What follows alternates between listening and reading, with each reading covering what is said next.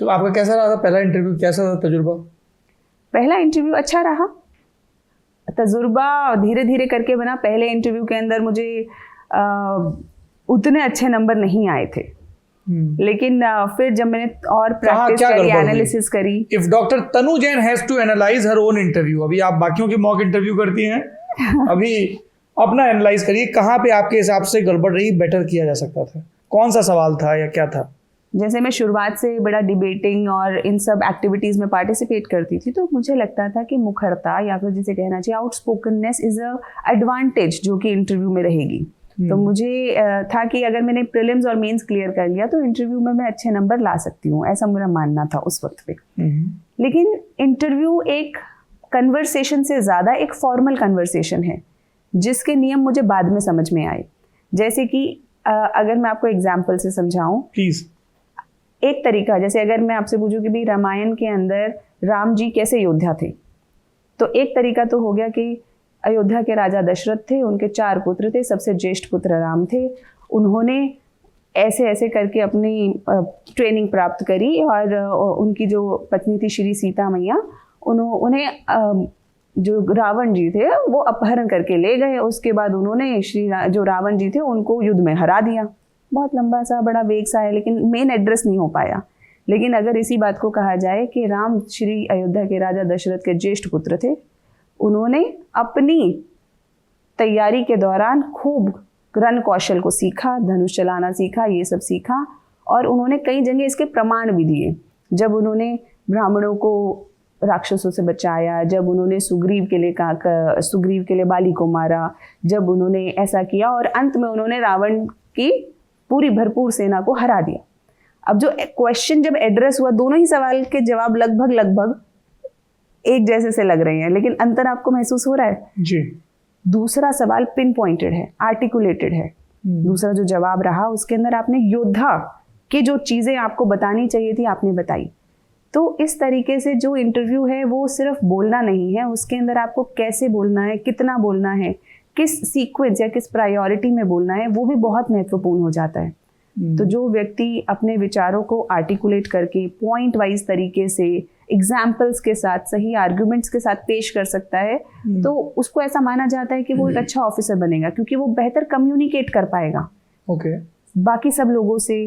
क्योंकि बहुत जगह कम्युनिकेशन की ज़रूरत पड़ती है। अगर आपकी कम्युनिकेशन क्लियर नहीं है तो कहीं ना कहीं मिसअंडरस्टैंडिंग्स का वो रहता है, तो इसीलिए इसको चेक भी किया जाता है इंटरव्यूज में। आपका पहला interview, you said you are a debater. हाँ, तो मैं बड़ी इनफॉर्मल टॉक्स में रहती थी। मैंने जब इंटरव्यू दिया, यही सब आर्टिकुलेशन उतना स्ट्रांग नहीं था, और मुझे ऐसा लगता था कि बोलना इज़ मोस्ट इम्पॉर्टेंट, तो जैसे था पट पट पट पट बोल दिया। लेकिन जब बाद में मुझे समझ में आया कि बोलना और साथ के साथ क्वालिटी बोलना, दोनों में अंतर है।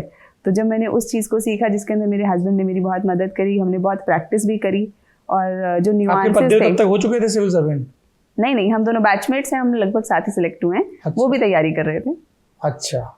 तो तो आप लोग की शादी हो चुकी थी? नहीं, दोस्त थे हम बहुत समय से दोस्त हैं। तो आपके दोस्त जो बाद में आपके पति बने, हाँ, ऐसे श्रीमान वात्सल्य ने आपकी मदद की। बिल्कुल, इसको इस तरह से कहा जाए। हाँ, बिल्कुल। हाँ, ठीक है। तो फिर 2015 में आपका अगला इंटरव्यू हुआ। हाँ, इसमें बोर्ड किसका था? इस बार बोर्ड था, अब आप मुझे सारे पूछने वाले हैं क्या? हाँ, डेविड सर का। डेविड सर का। हाँ। उसमें क्या रहा, कैसा रहा? आप सबके इंटरव्यू लेते हो, तो मैं आपका इंटरव्यू लेते हुए आपका जो सबसे बड़ा इंटरव्यू उसके बारे में जानना चाहता हूँ। आपके जो स्टूडेंट्स हैं जो आपको देखते हैं, they will be very curious. अच्छा, फाइनली मुझे पता चल गया कि जब तनु जैन देने गई थी अपना इंटरव्यू तो क्या किया था। Please go ahead. तो डेविड सर का इंटरव्यू जब मैंने बोर्ड में उनके पैनल में जब इंटरव्यू दिया, तब तक मुझे ये समझ में आ गया था कि अभी इम्प्रूवमेंट की ज़रूरत है। और उस साल जब आप थोड़ा सा पढ़ लेते हैं तो आपको अपनी कमियां और अच्छे से नज़र आने लगती हैं। लेकिन उन कमियों को कैसे ठीक किया जाए, उतना मुझे उस समय ये समझ नहीं आ रही थी। तब तक मैं वात्सल्य से मिली नहीं थी। और उसके बाद कौन से सवालों पर गरारी फंसी थी? जैसे मैं आपको बताती हूँ कि एक बड़ा ही यूजुअल सा सवाल था कि नॉर्थ ईस्ट के अंदर कौन कौन सी जो स्टेट्स हैं उनकी कैपिटल बता दीजिए। जो कि बहुत ही नॉर्मल सा है, बहुत ही मतलब एकदम नॉर्मल है, और जो कि मैंने एकदम आता भी है, आप बोलते चले गए। अचानक से एक नाम स्लिप कर गया। अब वो जो स्लिप कर गया, बिकॉज एंजाइटी रहती है उस वक्त पे, और आपको ऐसा लग रहा है कि आपके दिमाग में आपने पहले जो सवालों के जवाब दे दिए, उसमें अगर कुछ आपको लग रहा है कि आप बेहतर कर सकते थे, वो भी पीछे चल रहा है। तो बहुत सारी चीज़ों के साथ वो नाम स्लिप कर गया, और वो यहाँ तक था, वो यहाँ तक बार बार नाम आ रहा था, लेकिन याद नहीं आ रहा था कि अरुणाचल प्रदेश की कैपिटल ईटानगर है, और डेविड सर अरुणाचल प्रदेश से ही। वाह। ओके, ये हाईलाइट था उस इंटरव्यू का, कह सकते हैं। तो कह ही दिया। फिर तीसरा इंटरव्यू डेविड सर अगेन। तो ऐसा नहीं होगा आप घर बैठे आ रहे, तुम तो पिछले साल भी आई थी, वैसा कुछ होता है क्या? नहीं, मुझे नहीं लगता उन्हें याद रहा होगा, और अगर रहा भी होगा तो वो ऐसा शो नहीं करते, क्योंकि पैनलिस्ट एक तरीके की गरिमा मेंटेन करके रखते हैं, तो वो अपने फेस पे एक्सप्रेशंस आने नहीं देते। चाहे आप अच्छा कर रहे हो चाहे बुरा कर रहे हो, वो आपको उसी क्या कहना चाहिए, पोकर फेस के साथ देखते रहते हैं, ऑब्जर्व करते रहते हैं। और वही जो चीज़ है वो कहीं ना कहीं कैंडिडेट्स को थोड़ा सा नर्वस करती है अंदर जाने के बाद, क्योंकि हम लोगों को अक्सर ये आशा रहती है, या हम उस तरीके से ट्रेन हो चुके हैं कि जब हम कुछ अच्छा कह रहे हैं तब सामने वाला वैसे एक्सप्रेशन दे रहा है, अच्छा कह रहे हो। या फिर हम कुछ बुरा, हमसे कुछ गलती हो गई है, तो हमें आशा करते हैं कि जो सामने सुनने वाला व्यक्ति है वो कुछ ऐसा एक्सप्रेशन देगा कि नहीं, कुछ तो गलत कह दिया इसने। लेकिन जब आप किसी ऐसे व्यक्तियों के सामने जा रहे हो कि जो आप अच्छा बोल रहे हो बुरा बोल, तभी वो पोकर फेस में है, मतलब आपको एक्सप्रेशन ज़्यादा दे नहीं रहे हैं, तो आप सेल्फ क्वेश्चनिंग बहुत करने लगते हो कि पता नहीं मैं सही कह रहा हूँ या सही कह रही हूँ या नहीं कह रही हूँ। तो वो चीज़ एंजाइटी या नर्वसनेस बढ़ाती है मेन इंटरव्यू के अंदर। इंटरेस्टिंग। तो जब तुम तीसरी बार इंटरव्यू देने गई तो तुमने कुर्सी पे बैठते ही कह दिया कि सर अरुणाचल प्रदेश की राजधानी ईटानगर है? हाँ, कहना तो बहुत चाहती थी। तीसरे इंटरव्यू के क्या हाइलाइट्स हैं? तीसरा इंटरव्यू मेरा अच्छा गया, उसमें मेरे नंबर भी ठीक आए, मतलब ऐसे बुरे नंबर नहीं थे। अब इतनी डिटेल्स ना पूछे, फैक्ट्स में मैं अच्छी नहीं हूँ, तो रिवील नहीं करना चाहती। नहीं ऐसा 170 180 के ऊपर थे। हाँ, तो फिर तो अच्छे थे, फिर तो बता ही दो। नहीं, मुझे याद नहीं है एग्जैक्ट। अच्छा। अब आप मुझसे कोई डिजिट बुलवा लेंगे और फिर वो क्या होगा, वो हाँ, ये बात 1-2 नंबर इधर उधर हो गई तो गौर से देखिए, इसने बोले थे 183 पर आए 182। एग्जैक्टली, तो ऐसे काम क्यों करना। बिल्कुल। तो क्या हाईलाइट था थर्ड इंटरव्यू का?